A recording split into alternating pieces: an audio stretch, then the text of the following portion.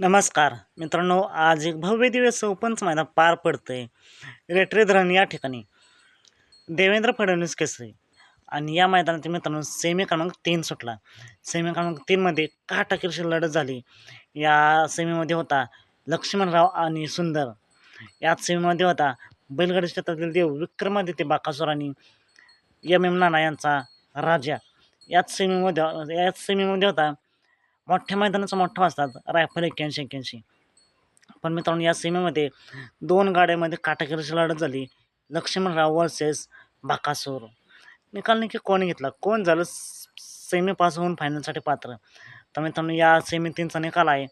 या लढतीचा निकाल आहे लक्ष्मणराव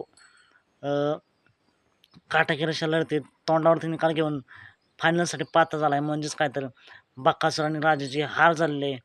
असणे मित्रांनो खेळ मांडल्यावर हार जीत होतच असते. लक्ष्मणरावांनी काटाकीरची लढत दिली. लक्ष्मणरावला फायनलसाठी खूप साऱ्या शुभेच्छा. सात मग भेटू पुन्हा एकदा एका नवीन अपडेट्स भन्नाट अशा नवीन व्हिडिओमध्ये.